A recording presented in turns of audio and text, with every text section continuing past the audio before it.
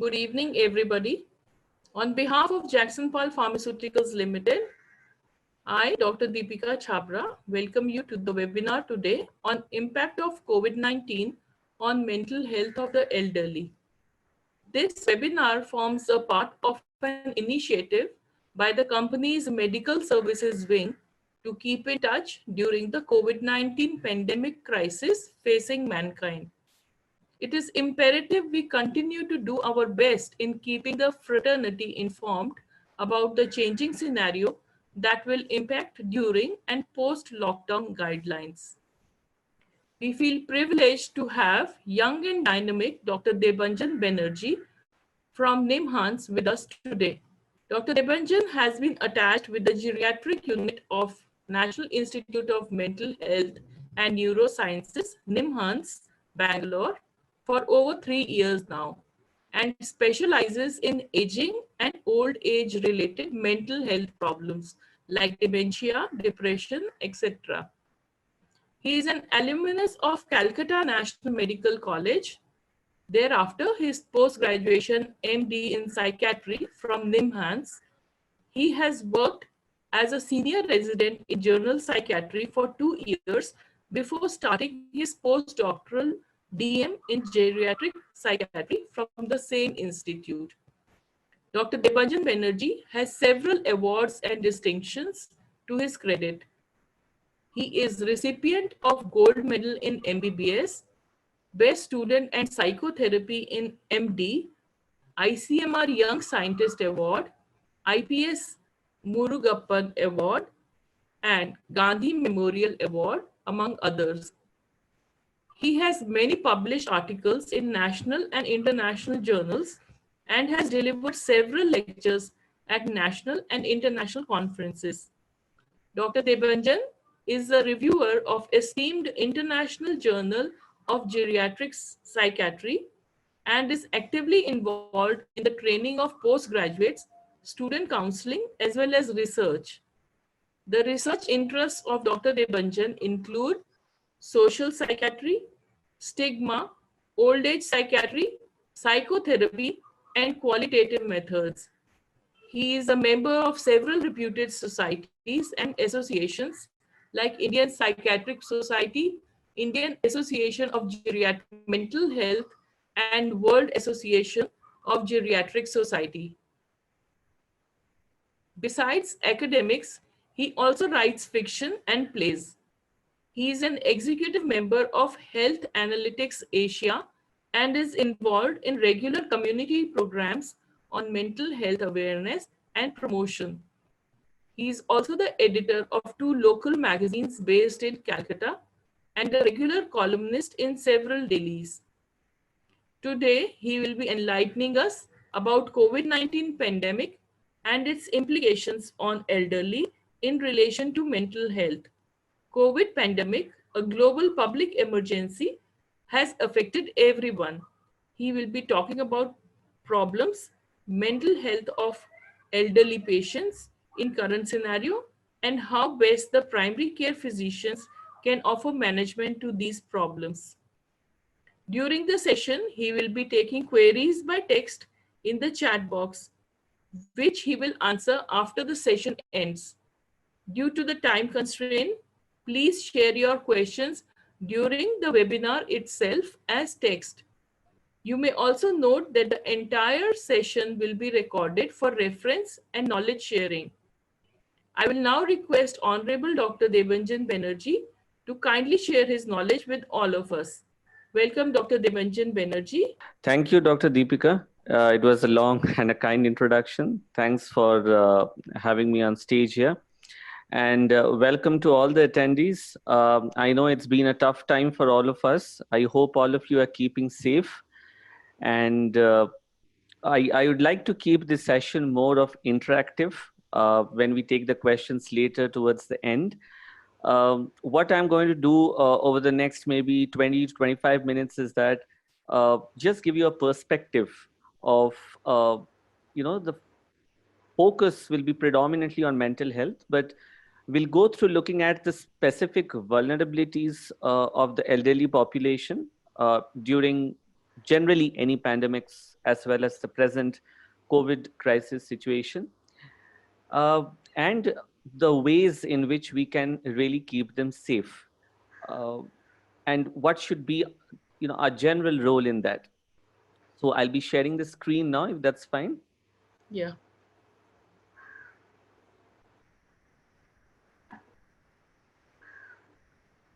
Can you enable the screen sharing, please? Amit, I think it is enabled, sir. It's still showing it's disabled. Co-host, you are the co-host. Yes. Amit, Now please it's, enable. yeah, now it's fine. Yeah. So is it visible? Yes, sir. Yeah. Any of you having any queries, questions, I guess, arising during the webinar time, please post in the chat and it will be taken subsequently, as Dr. Deepika has mentioned. So to begin off, I guess many of you are familiar with this gentleman, Bertrand Russell, a philosopher and economist, politician at the same time. This is a very important quote that is applicable to every single one of us. Age itself is an independent game changer in every single thing in life. The sooner we realize this, the better it is, and none of us are immune to its effects. As we'll go through the presentation, this will be the anchor that I'll be holding on to. The problem statement of the COVID-19 situation. What makes the elderly more vulnerable? I mean, we all know that the toll of death, the toll of infection has been more for the elderly. But if you see, ironically, both the COVID-19 pandemic as well as the measures that have been taken, maybe the lockdown, the travel restriction, the mobility restriction, even the measures affect the elderly more. The impact on the mental health, a special focus. And then how do we care for them? How do we care for our seniors? And we can open it up for discussion then. So I guess by now, every single person is familiar with COVID. Bulk of statistics, plethora of information have been running day in and day out. I do not really need to run by the data anymore.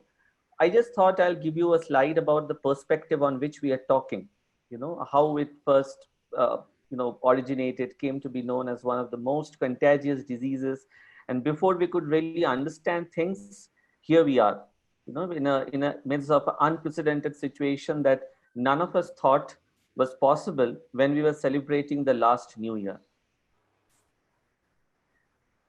This will be probably the only slide that we'll be discussing on the statistics of COVID. Frankly, I myself am so frustrated with the data running through media every single day that I think it's really not worthwhile to discuss it again, when we are discussing about mental health. In fact, anytime you go through the social media, you open your television, the print media, it's filled with COVID. Every single case every day, number of new cases. There are various websites running informing you about how many deaths have occurred, how many cases have recovered, whether vaccine is coming or not. The point of this slide is very different.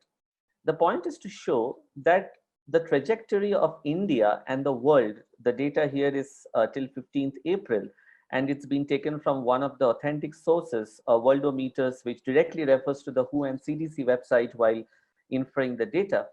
The curve has been more or less same. Though in India, definitely the first case happened in the end of Jan, but as we progress, we do not know where this curve is heading to. The uncertainty is the biggest factor in a pandemic, not the statistics.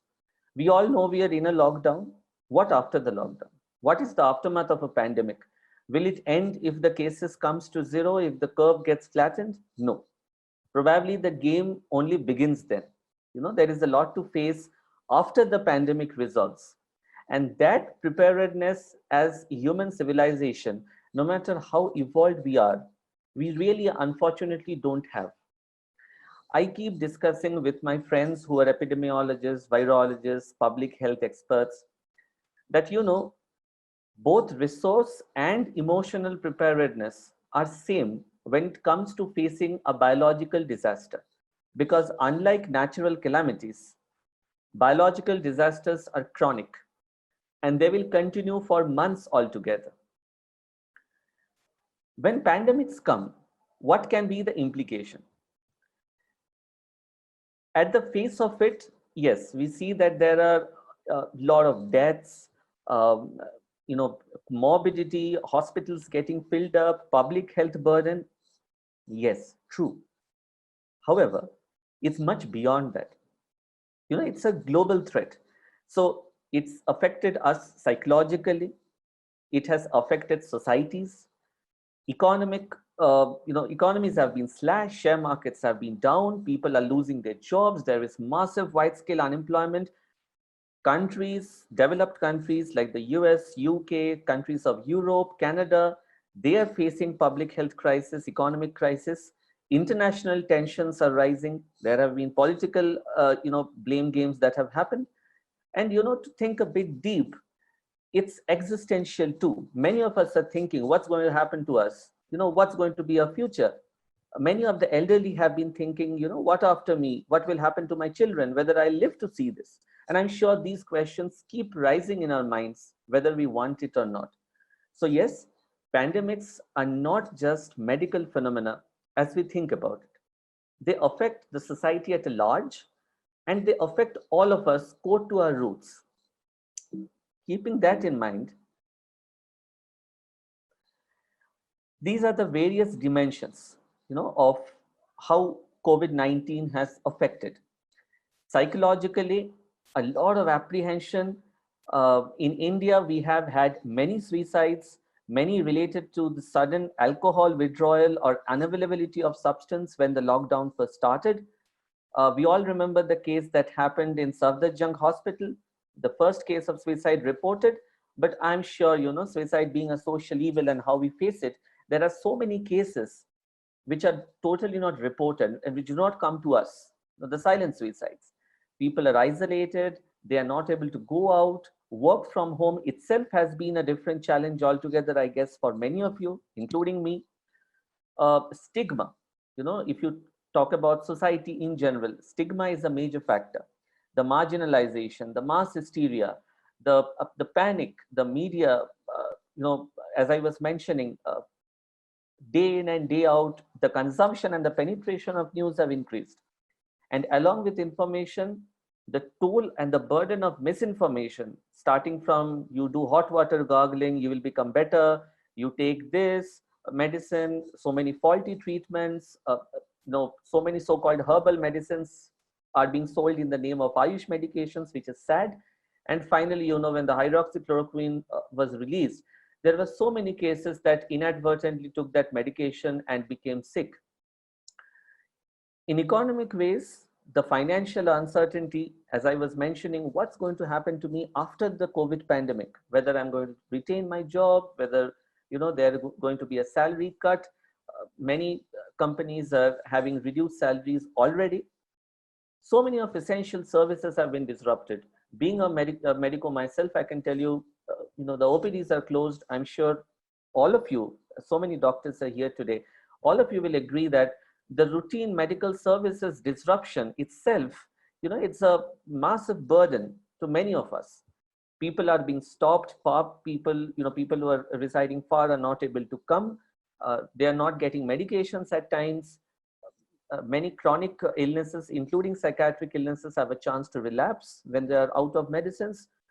And definitely, as a doctor itself, I guess many of you have also been victims of the same stigma and marginalization by the general public. So if healthcare workers are not immune to something in this state of pandemic, I guess none of us are.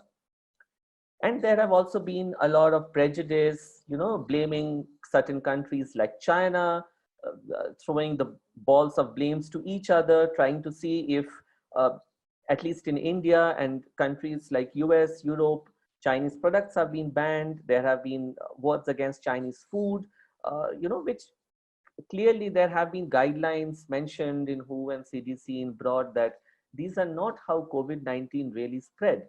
However, irrespective of that, in any pandemic that has happened in the future, be it the Spanish flu, the influenza, the SARS, the classic bubonic plague that happened in the 1300s, othering, prejudice, blaming, national, international tensions have always been there.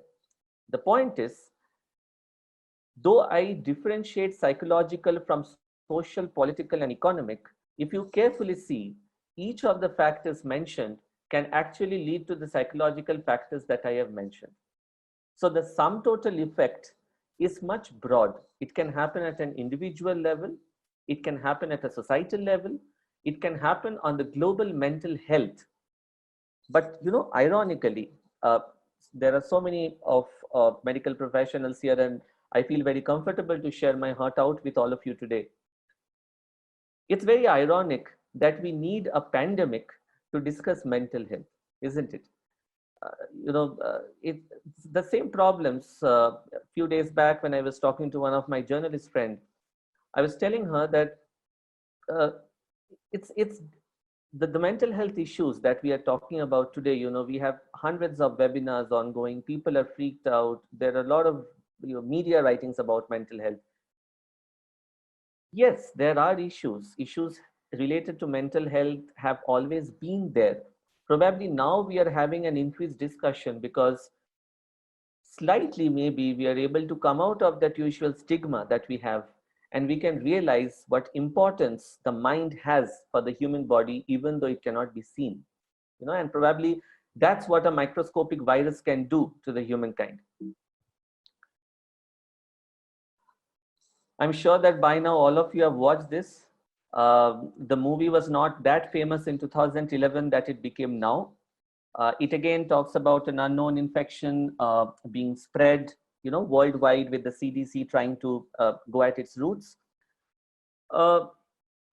It has this particular quote that I thought I'll share. That, do you know what it feels like? One of the characters asking the another. So all the fiction movies that have been made, so is it Godzilla, King Kong, alien attacks? Somebody replies that it feels like it's all in one. And then this reply comes that feels like our world is never going to be all the same. And actually it's so. Even though we recover, we do not really know how many years we'll really need to go back to the normal life. And that's the impact of COVID. What can be the psychological toll? I've taken this from one of my recent papers in Nature Asia, which summarizes the mental health effects of COVID-19. There are a few of us, specifically many senior citizens, who have lived through the recent Nipah attack, the influenza outbreak of 2008, and they have a fear of re-traumatization, which is very important in cases like post-traumatic stress. As we discussed earlier, fear of losing livelihood, the uncertainty of job loss, guilt of spreading infection. All of us, when we go back after doing our work, don't we feel that, I am being a vector, I'm carrying the infection back to my loved ones? Are they safe? Many of my doctor friends I know have basically stopped meeting their families because they're, they constantly stay in this risk that I have my elderly parents, I have my young kids. Will I transfer the infection to them? Will I be the reason why they're ill? We are social beings, meetings, clubs, parties, going out, conferences, gatherings. So many conferences have been cancelled. There have been a huge change in the public agenda that affects not only our daily life, that affects our thinking, that affects our sense of security. People who are isolated, anxiety and loneliness become a significant factor. Xenophobia, especially for people who already have pre-existing obsessive compulsive disorders. Stigma for the frontline workers, which includes us, the medical professionals, our allied medical healthcare workers, the nurses, the workers, the cleaners, the police, the delivery boys who are coming and giving us food every day, the portals like Grofers, Big Basket, everything, every single service that we are receiving during this crisis. All of us have this risk of burnout, frustration, there is absenteeism.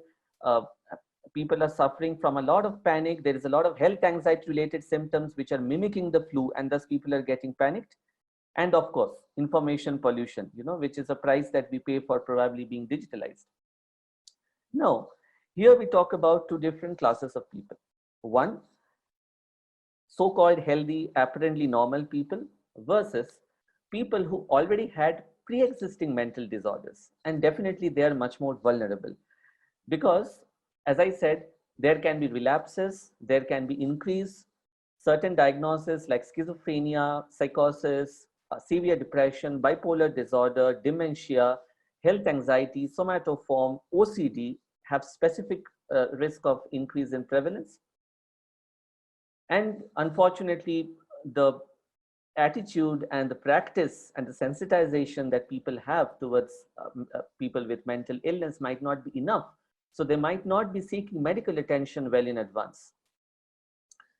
Coming to elderly, because I deal with senior citizens in my practice, here are two excerpts that I thought I will share with you. They talk about social distancing. My wife had a stroke and needs constant care. My son stays abroad and is stranded. My daily health has stopped coming. And even on repeated requests, the care providing agency is not able to provide an alternative due to the lockdown. I need to do every single work. Now you tell me, doctor, what type of distancing can I practice? I have to go to the market, I have to buy things, I have to live life. Food is more important to me than COVID. So you tell me, how do I really practice distancing? I didn't have an answer to that. It's very prudent. When you talk to senior citizens, I guess so many times this is the concern that they have. More important than COVID, they have to live their life. And so many people have been actually stranded. Coming to the other excerpt, we are so many of us here. Half of the days I do not get masks. Water itself is a big thing. No sanitizers. I'm not allowed to even have my daily walk. For people, elderly people specifically, structure is a very, very important part. I'm sure all the health workers here will cooperate with me on this.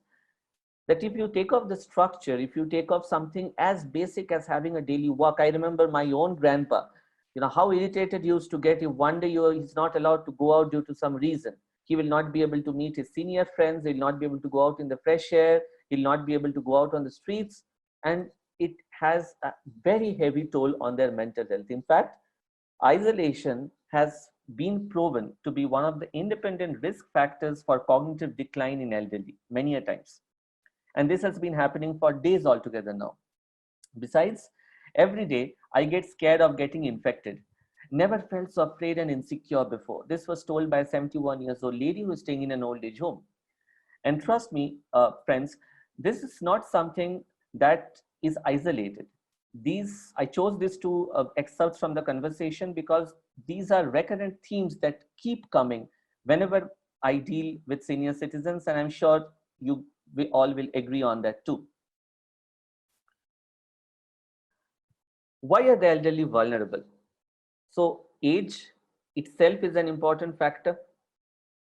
Immunosuppression has been shown to be a vulnerability to COVID, pre-existing respiratory illness, under detection, more chance of being asymptomatic carriers, chronic medical illness. It can be connective tissue disorders, osteoarthritis, diabetes, hypertension, COPD, any such illness. You see that age is an overarching risk factor for all the other risk factors mentioned here. So yes, they are physically vulnerable, they're psychologically more vulnerable, and they're socially and environmentally more vulnerable. Because not only do they have existential issues, but many of them also have isolation, separation from families, abuse, neglect, and loneliness, which becomes an immensely important factor when we talk about a crisis situation like this. Just to back up what I said with some sort of data, recent studies, and all of these are after the COVID pandemic broke out. When the first wave of infection came in China, 20% of deaths happened, which are greater than 60 years of age. Based on the Chinese CDC data, the mortality ranges from 3.6% in 60 years range, which goes up to more than 18%, which is a significant number, greater than 80 years. When the pandemic spread to the other countries, Italy, Korea, Iran, United States, similar findings were resonated. Funny enough, non-pulmonary involvement was much more seen in elderly. So, they tend to have more of iatrogenic infections, which compound the picture, multi-organ dysfunction, septicemia, uh, people with already pre-existing cognitive decline can have increased chances of delirium and organ failure. And there was a beautiful study done by Liu group, which was done in the Wuhan province of China again, where the first outbreak happened, where they basically did an age-wise comparative study between 20 to 40 years and 55 to 80 years, and found that the mortality was definitely high 3 more times. But what was more important was the markers of inflammation were reduced in the elderly. They had increased need for ventilation, and by now all of us know that if a person goes to that severe stage of COVID and mechanical ventilation is necessary, it already is an ominous sign. They needed increased hospital stay, delayed recovery, faster progression. Morbidity is very important here. We are not just talking about the fatality rate. When we sit in India and we discuss a situation like this, fatality is the least of our concerns. At least that's my very personal take, but I'm sure there will be takers and opposers for that. The public health system that we have and the resources that we have, panic, mass hysteria, competition for healthcare, chaos, overloading of public health resources, these are the factors which will strike us much more in a pandemic if we really have a worsened situation, rather than thinking about numbers of affected and numbers of death. Because we really don't know after one point of time as to whether we'll be having enough facilities for quarantine, enough facilities to treat, and enough ventilators. However, saying that, what I was mentioning before is that, yes, these are given the vulnerabilities. In elderly, there are certain other factors that come into play. I'm sure that you must be familiar with the concept of frailty, which is a sum total biological and psychosocial vulnerability that develops with age. It ranges from psychological loneliness, social disintegration, right going down to the molecular levels of osteopenia. So every single physiological system declines, leading to an overall weakness, which increases with age. Many of the elderly will be having sensory issues, difficulties in hearing, vision, cognitive deficits, gait, mobility problems. Polypharmacy will be an almost invariable accompaniment, and many of them will need to visit the hospital multiple times, which increases their risk to contract an infection during these times. Now, what do we need to worry about? Do we need to worry that mental health issues have become all the more high? Many people keep asking me that, is it a hype? Do you think that it was always there, it is even there now, and we are talking about it too much? The answer to that is there is a very fine line between what is usual and what is not. Is it normal to be stressed? Yes. All of us are stressed. I'm stressed as a healthcare professional. I don't know what's going to happen to me after a few days when I face the infection. I don't know what's going to happen to my family who is staying far away. I don't know what's going to happen to my loved ones whom I'm not able to meet daily. Having said that, every single person can have individualized requirements where it goes out of the board or over the edge. Feeling anxious, feeling uncertain is different from feeling suicidal, feeling panicky, feeling extremely tensed, having panic attacks, and not able to attend work. Probably our work as mental health professionals or as health physicians is to make the public aware as to where that fine line exists between what is normal and acceptable during the pandemic versus when you really need to seek professional help. And trust me, that fine line is missing in most of our population, leading to this crisis. Have a look at the slide here. All the factors that affect elderly are interrelated. The resultant outcomes I have separated and grouped in 2 different boxes. People live in old age homes. Many are institutionalized.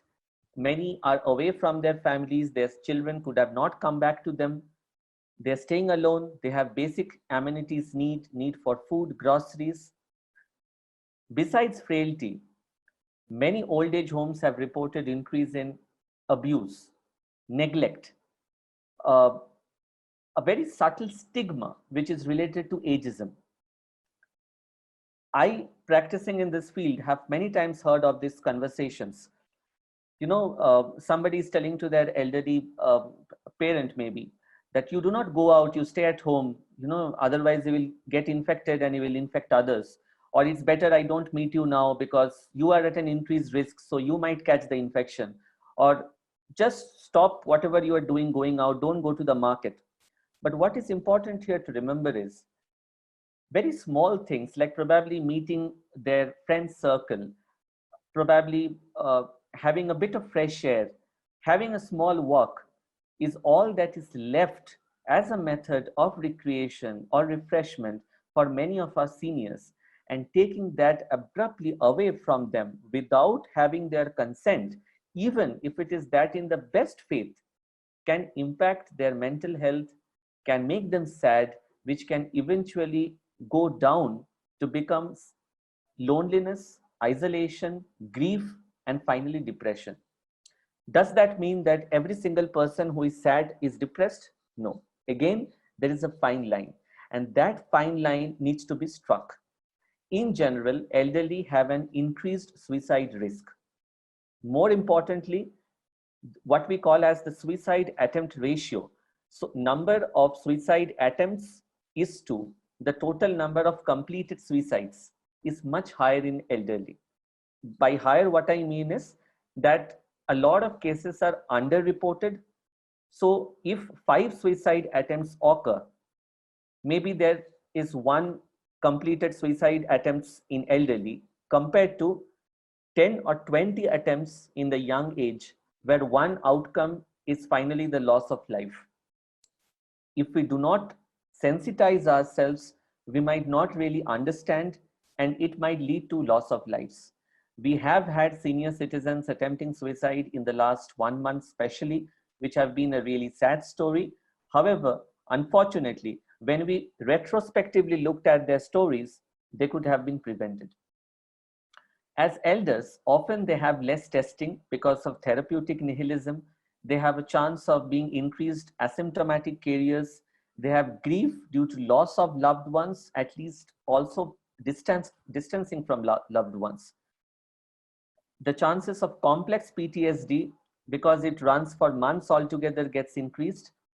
There is increased depression and anxiety disorders, increased somatoform disorders in them. And most importantly, they feel that their rights, their basic life dignity, and their autonomy, something which is, a 70 years old person probably has lived all his life putting his head held high, as like many of us. But how will any of us feel, if you can think that 20, 30 years down the line, if one day I'm suddenly told that whatever little you have, your communication, your connection with the social world is taken away. Be it due to pandemic or not, it doesn't matter. For humans, autonomy and dignity are probably something very important to live with, and elders are no different. If you take their rights of them, the frailty increases, and there is a biological basis to it. As I was mentioning, ageism. So stigma that we really see in particularly in old age homes, in institutions, in nursing homes. Many times it is subtle. These conversations I've put in this excerpt so that you understand. Even casually, when we mention this, we forget that we need to involve our seniors in decision making. So many times I have told my dad, my grandmother, just don't do this. You are at risk. But why is that person at risk? What needs to be done? What is the alternative? Keeping them informed is as important as taking care of their physical safety. And if that doesn't happen, the stress will build up. So this has been the problem statement. How do we take care of the elderly now? First, as I was mentioning, let us take a step back, take a deep breath, and accept that, yes, we all are stressed. So are our seniors, so are our parents, our grandparents, all over. It's natural to worry. That word of assurance, when it comes down in the hierarchy of age, can make immense changes, much more than a pill. And as I always keep mentioning, social distancing, the word itself is flawed. It's a misnomer. Physical distancing is what matters. Uh, Keeping the elders away, especially too much contacts, is definitely not advised for them because of increased health risk. At the same time, wherever they are, let them be socially connected. If somebody, we all remember the bonds that we used to share with our grandparents. Everyone has some specific loved ones in their family who means a lot for them. Even if it is a small baby, somebody living in the next door, make sure that every single day they have some human face to stay in touch. It can be a simple hi hello over your balcony. It can be a casual smile on WhatsApp, but that matters. And if that doesn't happen and suddenly stops, many of my clients, my patients, so called healthy individuals have reported it becomes very difficult for them. Yes, it is a pandemic situation, COVID is important, but at least in Karnataka, we have many NGOs volunteering for helplines which are delivering.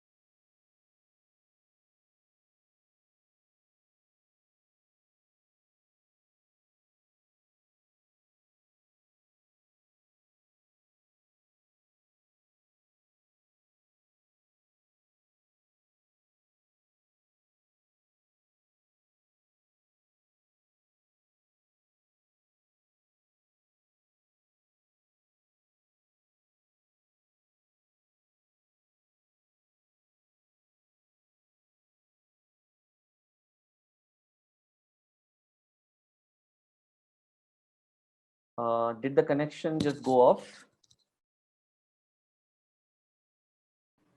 Yes, it went off actually just now. Okay, But so now you're back, so now you'll have to share your screen, sir, again. yes. Might be some technical glitch. I'm Yeah, sorry. no problem. Yeah, I guess it's back now. Yes, it is back. Must have Yeah, been some internet issue. yes. Yeah, Okay, so no coming problem. back to where we were, many of our seniors might not be aware about the precautions that need to be taken. It needs to be supervised. And I guess all of us are providing teleconsultations, which are the best bet in this scenario. Elective surgeries like cataract and hernia can be postponed. Ensuring their safety has a direct effect on boosting immunity as well as mental peace. Try and keep them away from any form of self medication. I have had instances when one of my patient's son have inadvertently given them antivirals and hydroxychloroquine to keep him safe in a good faith, but he had a cardiac arrest within a couple of days and was finally admitted in hospital. So without discussion with, even if you are a healthcare professional yourself, it's always better to take a professional advice. And this is something which all of us are suffering from. The media everywhere is booming with information, especially people who have some age related memory issues, sensory problems, and they are hearing only bits and pieces of the news. It can lead to significant panic and threat in them. Imagine staying in a condition where you know that you are physically vulnerable, emotionally vulnerable. At the same time, morning to night, every person is busy telling you that you will die out of COVID. That's something we know. But again, COVID-19 doesn't mean that you are essentially going to die. It's a problem situation. All of us are aware about it. But the more you know, so many statistics, so many data, so much, you know, hue and cry about the pandemic spreading might not really be essential for our seniors. giving them relevant information. You can always use authentic sources like the ICMR website, the WHO, the CDC. Keep them updated about the pandemic situation, but make sure at one point of the day, there is a COVID-free time where you are sitting as a family and discussing certain things which probably has been long due, which you have not discussed with your family members. And especially those in isolation and quarantine. Maintain the nutritional needs, the recreational needs.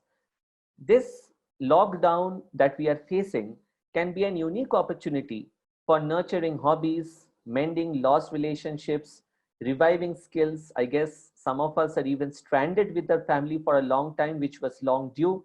Why not use this situation to try and help their psychological well-being? This might be a unique opportunity that coronavirus has actually given us, isn't it? And what our experience tells is that the telephonic counseling sessions, there are specific helplines for elderly, the HelpAge India, the Elderly National Helpline, which is 1090, the Nimhan's helpline, which runs 24/7, which I will be sharing shortly. Help can be sought anytime, and there is no hesitancy, no shame in asking for help. In elderly, the manifestation of depression and anxiety is very different. It's not just sadness. So what I have flagged here as red flags are very important. Sadness, excessive physical complaints, multiple vague somatic complaints, decreased social interaction, slight changes in behavior, insomnia. It might be as simple as, constant gastric irritation over a period of 1 week. But it's vital that if a person comes with that sudden complaint, take a step back and try and see if there is something else psychologically related which is leading to this. Sudden memory deficits, death wishes, stopping to take medicines, decreased self-care, all of which can be subtle signs of mental illness, which the isolation, the quarantine, and the COVID situation might produce, which we need to be sensitive to. This is the Nimhan's helpline that I was mentioning. Many central institutes like the PGI Chandigarh, the AIIMS, the Ministry of Health and Family Welfare have the separate helplines running, any of which can be accessed at any time. But again, if the degree of help needed, it varies. It can be as simple as a counseling session that can help versus if somebody is really having excessive panic attacks, the sugar levels are deranged, there is additional medical comorbidity. Many times we have seen people having sudden change of nightmares and RBD, specifically who are on anti-Parkinsonian drugs, pre-existing severe mental disorders like schizophrenia, bipolar, OCD, dementia, those in advanced stages of cognitive decline, severe depression and suicidality. Please don't delay. Professional help and referral to emergency settings are very important in this case.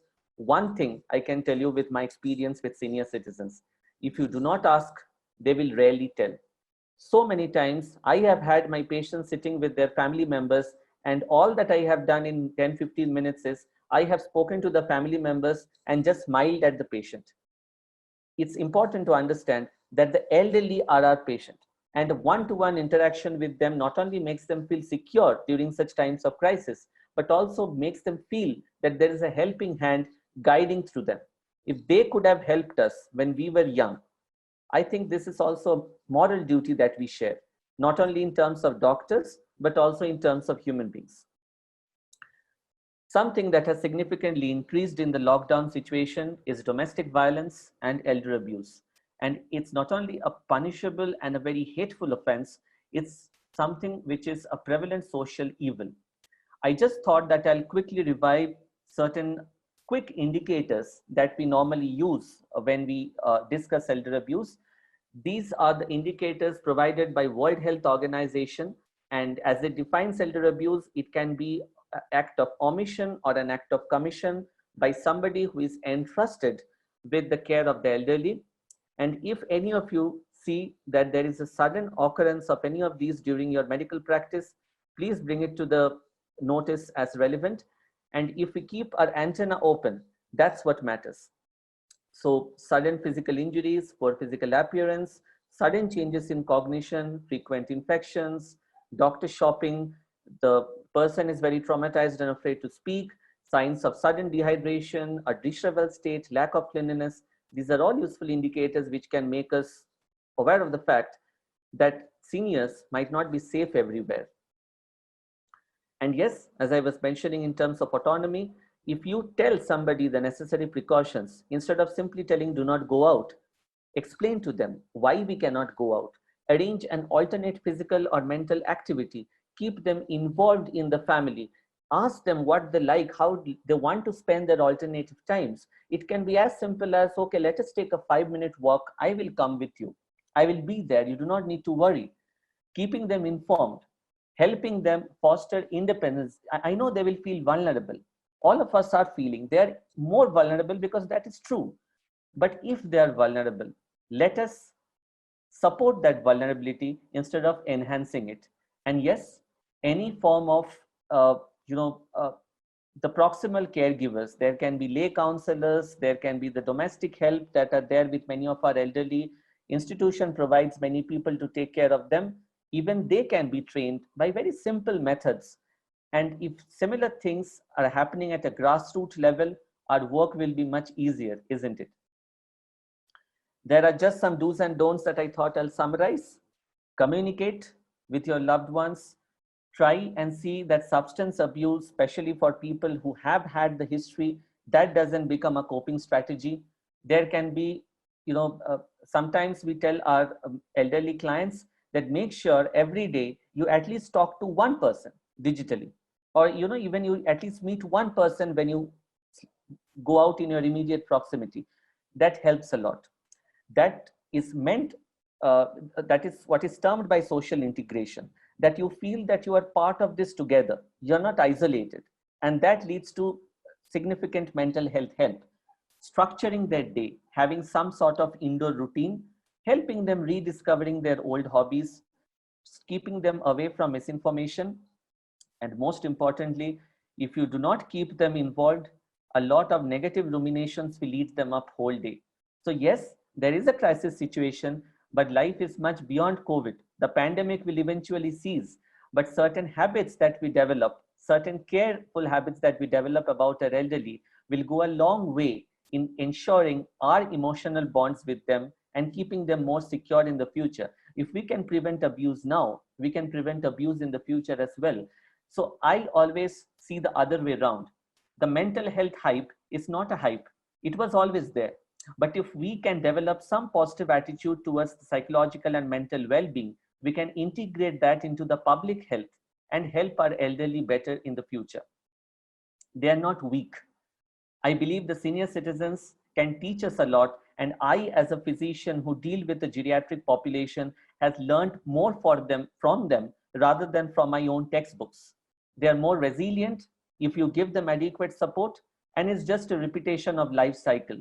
We never know whether a pandemic will come again when I become 70 years age. So I'll definitely treat the elderly the way I like to be treated myself in future, isn't it? I guess that holds true for all of us. Any disasters can have increased vulnerability to them. Let us keep the red flag signs on, not create a hype, take care of them as we ideally should, but at the same time, think in our minds that certain risky situations might need an enhanced care. This book has been reviewed and revived innumerable times after COVID-19 has struck. The very famous Albert Camus, a known psychoanalyst, philosopher, and this book talks about how pandemics basically can create divisions and prejudice in the society. I would actually suggest all of you to go through the English version of this book when you get time. I believe this is the right time to do it. And a fantastic line from that tells, the old can go through every plague. If we believe that, let's work on it. Life is much beyond COVID. As I repeat myself, let us use this time to develop positive attitude, not only towards us, but to our seniors, which we would like to receive in the future. Right. Thank you so much, Dr. Debarajan Banerjee. I sincerely thank you for taking out valuable time and sharing immense knowledge with us today.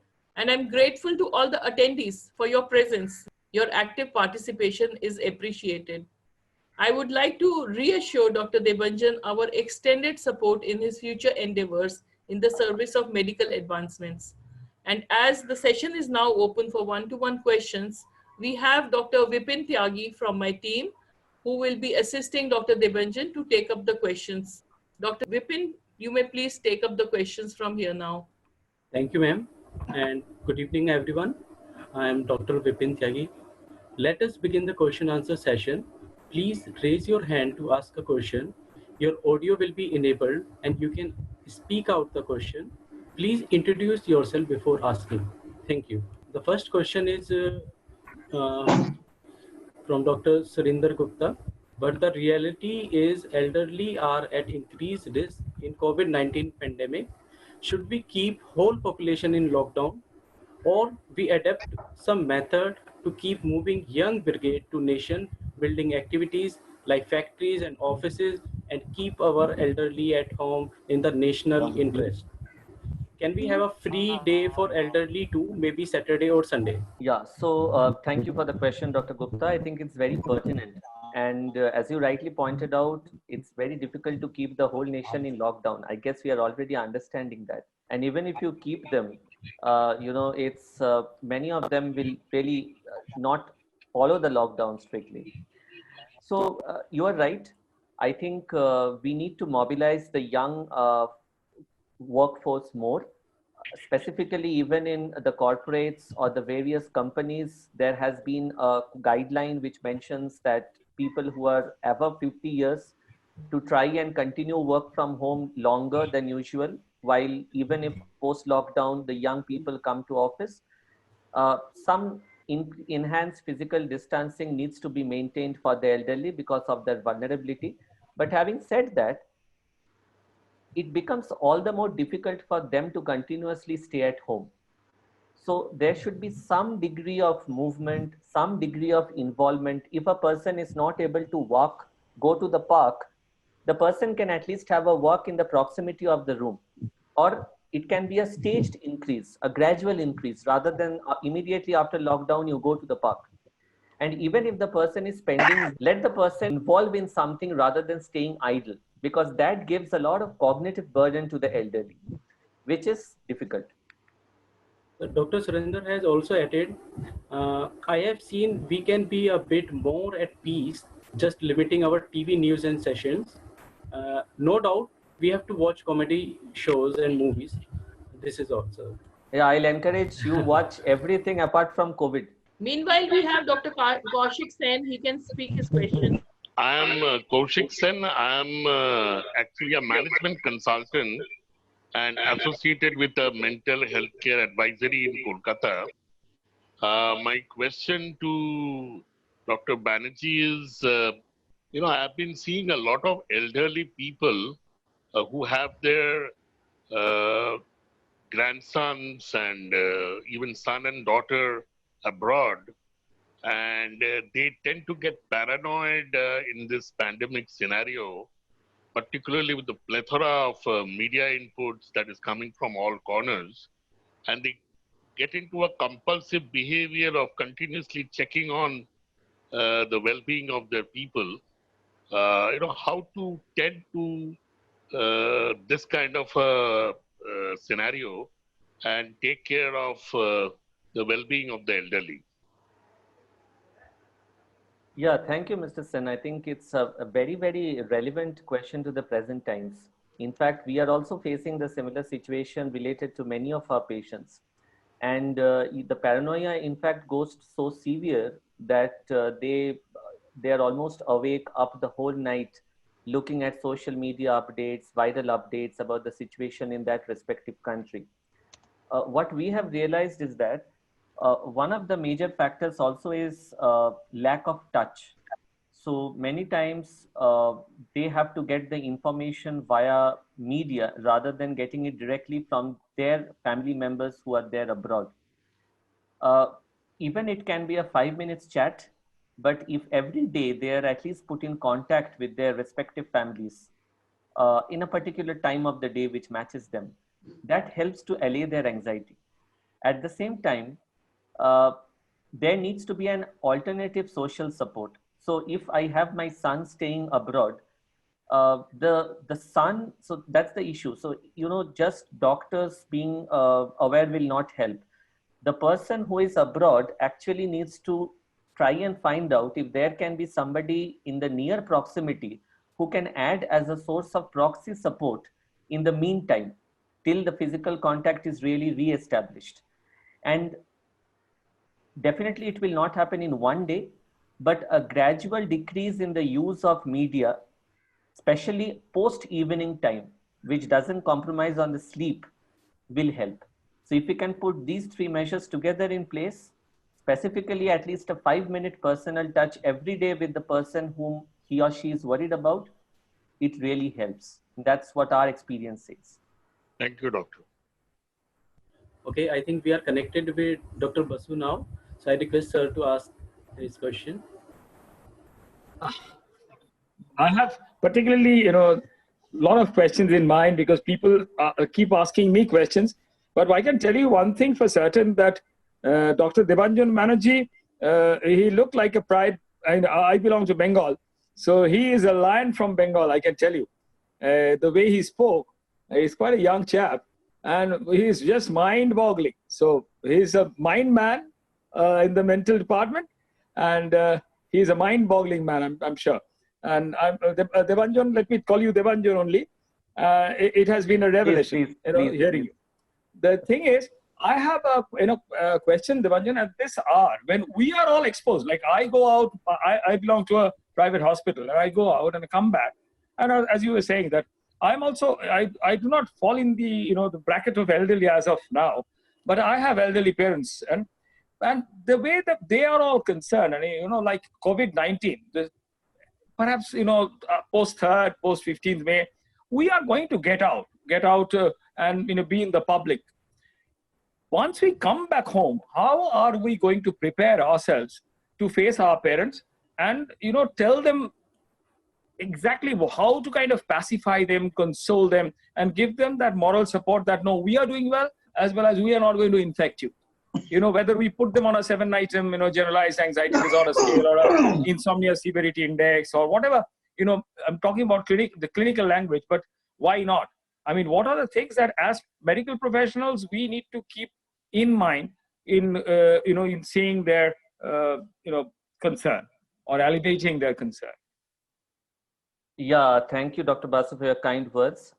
Thank you. I think it's something which bothers all of us. There are, two groups of us. One who are probably coming back and meeting them every day, versus, like my parents are back in Kolkata. So, my concern for them is rather what is happening to them in my absence. And it not only creates a difficulty for them, it also creates a lot of ambiguity for us. That what should we do? And, even if I am totally leaving all my PPEs, washing hands, following all my sanitary measures, when I finally meet them, I do see that apprehension in their eyes, because they are caring for us and they feel if we are all right, we feel if they are all right. It's a very tricky situation there. One thing which I can definitely share with you based on my experience, there is no scale in this world which can really assess this panic. Scales fall really short. It's something which is unprecedented and which cannot be really quantified. And post that, I think it's important that we keep them updated of what we are doing, not in terms of rigorous, rather than saying that, I have gone and I have worn adequate protective stuff and I have seen this many patients and this many COVID positive patients came to me. It's better to tell them that, okay, so today I did have this cases, or today I did not have any COVID cases. And, this is the situation that is running. This was the situation in my hospital yesterday. This is how it changed and this is how it's going to be. It might also be important to, use a certain bit of humor or a certain bit of personal touch when you talk to them. Yes. So they will be very apprehensive in wanting to know as to your patient related details. You can rather digress it to a point to ask how their day has been. So that's something. We are all busy in always giving information, including me. When I meet somebody, I run them through a list that needs to be told. But many times we do not ask them what really are their concerns. I just thought I'll share this with you. So a few days back, when I was talking to one of my elderly relatives, and I kept telling him about the COVID details, how he should take care, what washing hands and all precautions needs to be done. After everything, what he told me is, Acha, everything is fine, what you told me. One thing can you clarify? You know, this virus and all, I don't understand. What I understand is that every day I was going and picking some flowers from my garden. There is nobody to take care of my plants now. What will happen? Because the garden was a block away. The funny thing is, for 2 weeks post the lockdown, nobody has really bothered to even ask him this or to even go and water his plants. But this is a concern that is very individualized. But we are, none of us are really interested in knowing what they really feel. That's one thing. The other is, sometimes while during work, maybe a 2 minutes or a 5 minutes video call with them can actually help when they really see you in that position. Maybe preferably when you are not wearing the PPE or when you are just off work. So that helps. And when you come back, make sure that at least, I'm sure all of us are doing it, we have a half an hour or a 1 hour COVID free time, as we call it. So we spend time like a son and a parent, not like really informer and an informant. That helps. But again, this has to be individualized and tailored to the needs as and when, some days it might be high, some days it might be low. And all of us will face unique challenges in this, as none of us were prepared. Every day will be a challenge. That's true. And accepting that challenge is probably the best that we can do. Very well said. So basically shake our sense of self and, connect with them the way they want it. And, we talk about our old memories. I went to school, you remember, we saw that house, and this, I met this auntie on the way. So, kind of this. Okay. And one more important thing. Yeah, I'm sorry. I was just telling something that, one thing that we forget is that even though elderly are at risk, they are as much as we are. What will work for us will work for them. Medicines will also work for them. They are not, in so many discussions that we have had and so many questions, answers that we have had in the last few days, it almost seems to me that we have reduced the elderly to a separate species. It's not true. They are also as in a same continuum that we are. And if we make them feel in that way, I think that's the best sense of security we can provide them with. Absolutely. Because psychology definitely has a purpose and a direction in this kind of a crisis situation. We can retreat from it or we can embrace that moment. So, I'm sorry, you were telling something, Dr. Basi. You were telling something. No, I said psychology definitely has a purpose and direction in this kind of a crisis. We can either retreat from it or we can go and embrace that particular moment and, make good sense out of it. And probably the COVID situation is actually going to be an eye-opener for us too. Yes. Okay. Thank you, Basu sir, for joining us again. Dr. Momita Das has asked, thanks sir. Momita for coming. She's actually my batchmate during my MBBS days and a consultant physician back in Kolkata now. On ways to dilute stigma and hesitancy to seek help and accept that help needed in general population. Yes, I think stigma is a major hindrance to the services that we provide. And looking at the positive side of it, let us use this situation when we are all talking about mental health to try and destigmatize some of our beliefs, which will carry on beyond the COVID situation. That's something which will be really positive. Okay, sir, we have one more question.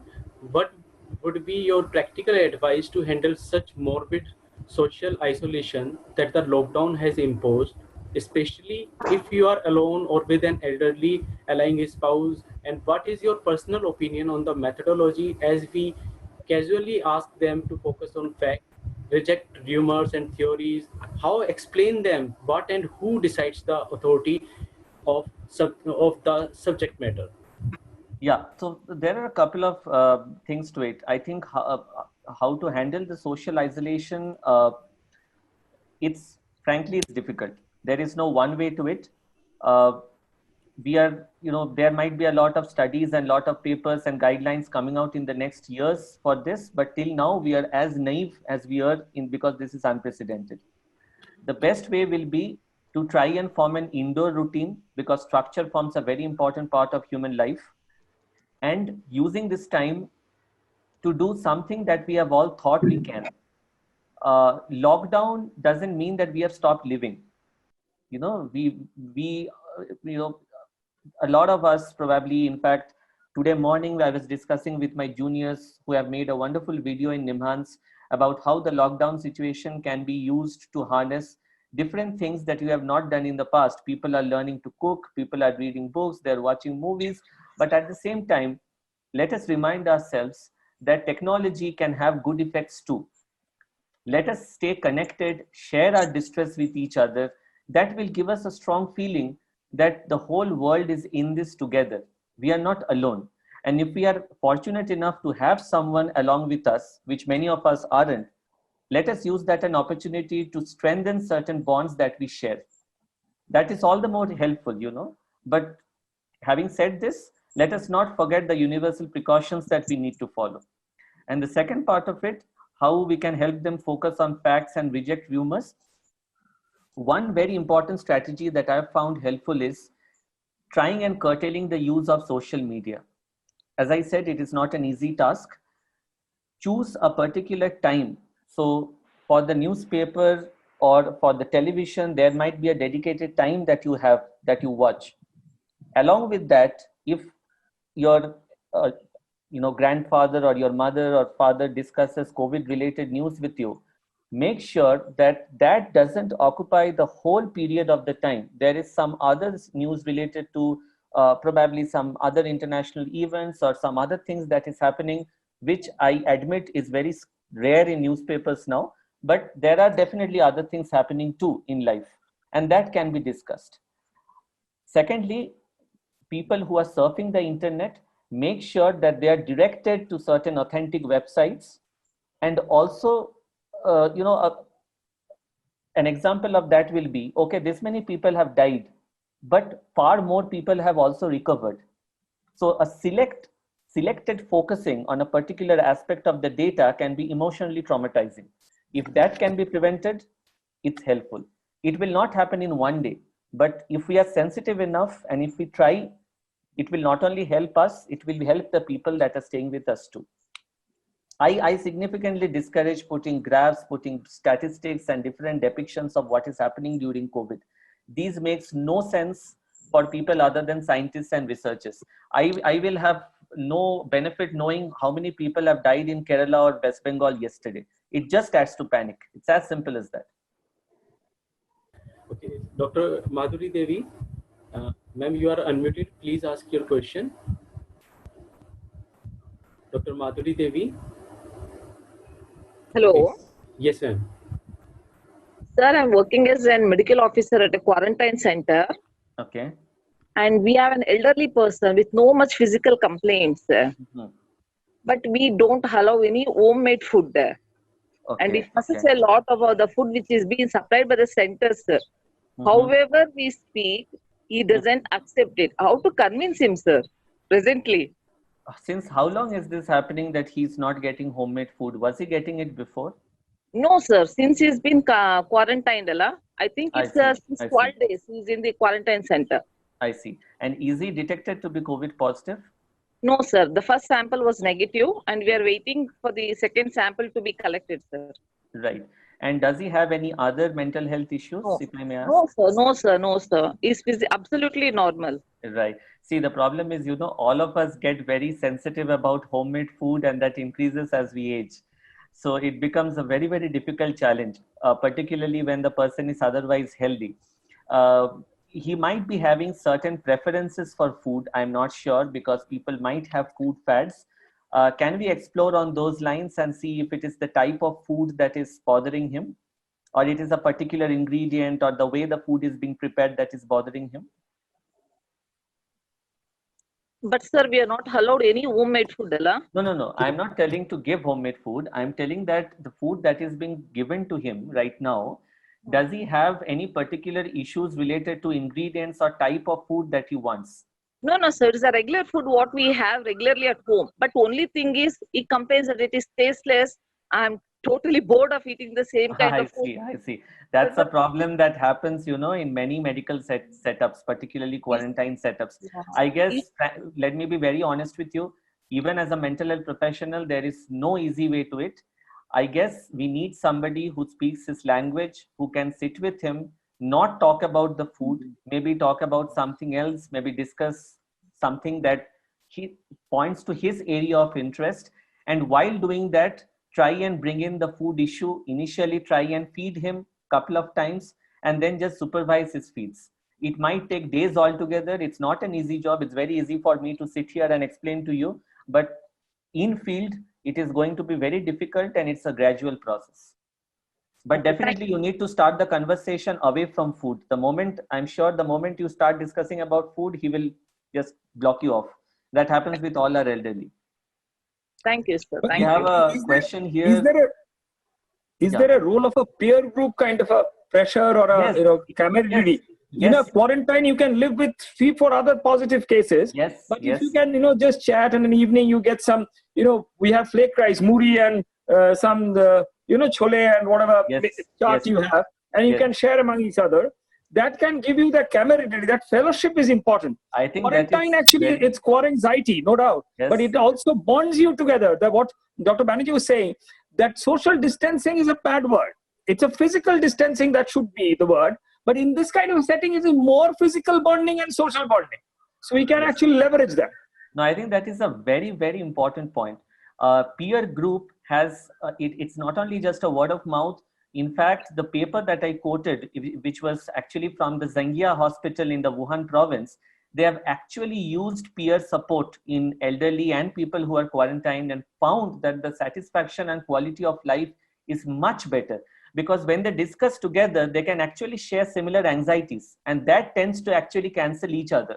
And eventually after 2-3 sessions, you will see they're discussing about movies, music, maybe 3-4 elderly together can be chanting bhajans together, talking about a particular area of interest, debating, discussing, and you never know when the topic really goes away from COVID.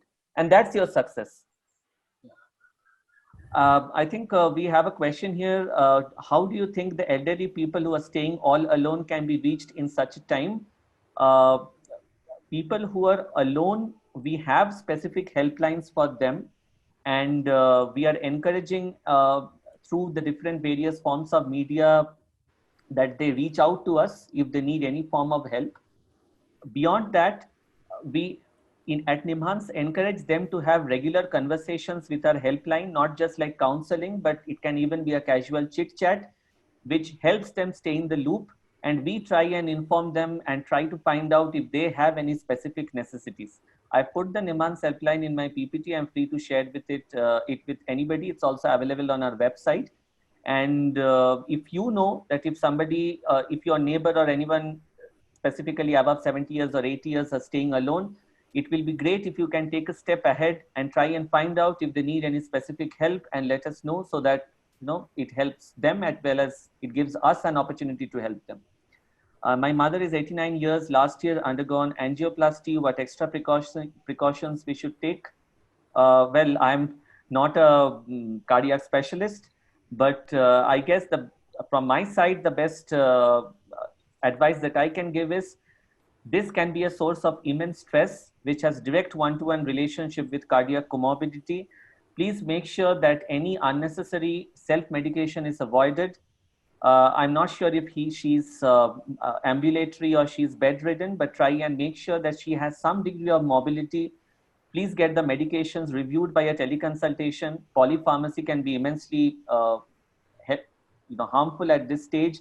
Hydroxychloroquine, I have my own reservations. It's best to basically discuss with somebody who is competent in the field. To give my very honest advice, HCQ can do much more harm than good under such situations.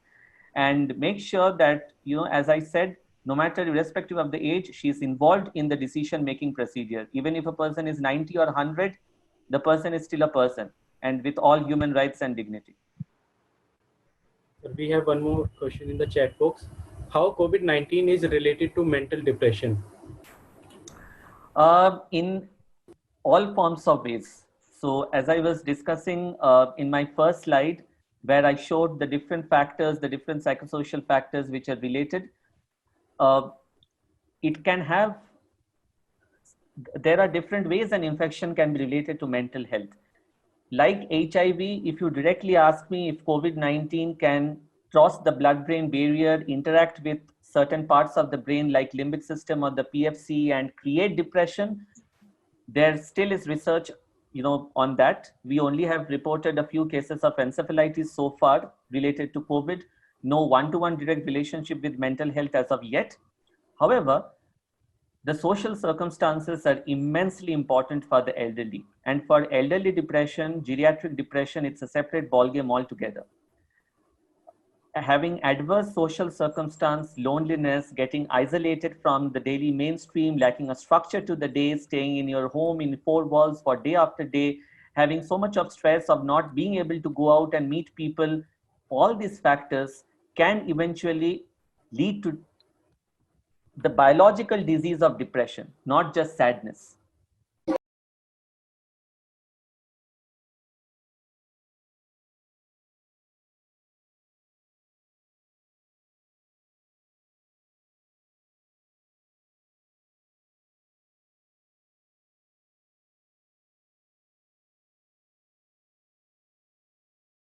We come to the end of the session now. If anybody else wants to ask any question, you can raise your hand. You'll be unmuted. And I think we had I have one question for Dr. Banerjee. Yes, The last question from my end. I have got, personally speaking, I've got one case which is nearby in Kalighat area. That case, an elderly man who passed away. And he has his ailing wife who has a post-PTCA case and obviously person with diabetes, so I treat her. And, this has happened in the local hospital, the public hospital. She was obviously not allowed to go and see him. The funeral also was a chaos because the local area where the body was being burned, they also raised questions that even in the smoke they would pass the virus. So that ignominy, that threat, that kind of that's a strong grief that woman had, and still, whenever she picks up the phone, she said, "I missed my aspirin and my." It's an unresolved grief. Unresolved. And how to address, because this we are going to see quite often, because the elderly have their spouses and they have their family members elsewhere, and this will continue till the end of, I think, the life. That's a fantastic point. I mean, in fact, I thought of alluding to this point sometime in my presentation and then just missed it. In fact, many countries in the West have actually started online funeral rites because of this reason. Socio-culturally in India, we have this habit of involving the families in the last rites. And if that doesn't happen, irrespective of religion, you have this strong sense of dissatisfaction and the belief that the person whose demise happened is actually not happy post-death. And it's very difficult to live with it, particularly when it is your family member. And the problems that is happening in funeral, in fact, just a few days back, one of my very close relatives, she passed away. And the effect that it had on the entire family was mind-boggling. And again, there is no easy solution to this. One thing that we definitely suggest is, if the person is elderly, the person should not be made available physically at the funeral, but if some videos or photos of the funeral can be shown to her post and the discussion can be made with her, it is helpful. If the person is actually undergoing through a process of grief, I will definitely suggest that you refer him or her to mental health care professional, because she will need proper grief work. She has to live through the stages of grief. Otherwise, it's actually going to be complicated with depression, and then things will be, it will be a different disorder altogether. For someone whom we are looking at a similar problem, I think it is better to keep the person prepared emotionally from before, when the death happens, that this is what is going to happen. You might not be able to be there at the time of grief, but if possible, we can make a video or we can try connecting you online. If you want, we can show this to you. And after coming back, try and involve that person in reliving all the memories, re-traumatizing how she felt about this whole process. I'm sure many might not have really asked her that you are not able to be there in the funeral. So how did you feel? Did you feel incomplete? Did you feel grievanced? If you can ask, if you let the person ventilate, that is the first layer of counseling, and that helps immensely. If you feel that, okay, beyond that also the person is not interactive, not reliving, not talking, having depressive symptoms, best is to go for professional help. And grief work is an altogether different form of therapy, and it will need months altogether. And the last point is suspicion. Like we have become, we have become very suspicious. In one hand, we have become very suspicious. We are actually, as medical professionals, wherever we are going, people look with suspicion. I mean, after all that chaos that has happened in, Tamil Nadu and all, that's the rather relevant part. No, But the point is, suspicion is a weapon that kills all the innocent relationship, even at home. So now, till how long post-COVID will people keep, suspecting us that we are carriers and, or for example, the householders, they won't come close. Yeah. Marriage vows were said till death do us part. Now, I know a young couple who got married and then they went to Thailand. And during the Thailand stay, they were not too close. Now they thought that they would go back and they would know each other more and then become close. Yes. Now the moment they landed, that was the last flight perhaps, and they separated. One went to one went to a local area, almost 12 kilometers or 20 kilometers apart, and they have not met. It's a month and more. Now they are saying that when they come close, how long will it take them to come closer? So it's not the elderly population. No. It's it's definitely all of us. The mental health toll is basically on all of us. We stuck to the elderly population because it was the topic of the day. But as you rightly said, that as I was mentioning during my presentation, that if the frontline workers, the medical professional can be stigmatized under such circumstances, then probably nobody is safe from stigma. And I'm pretty sure that any stigma that starts doesn't originate like this out of the blue.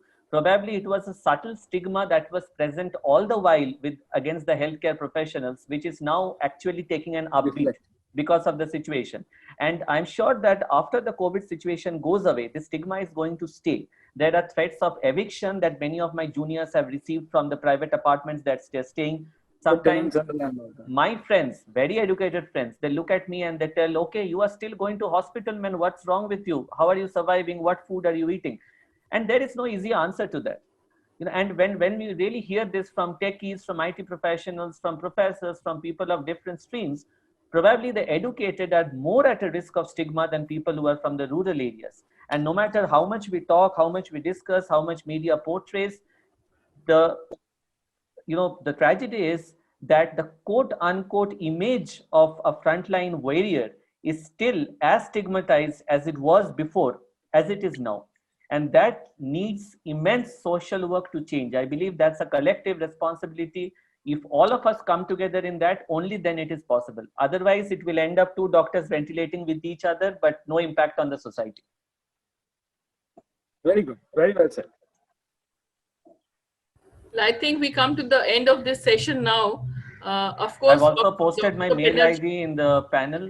In case anybody has any questions, they're welcome to get in touch with me later on.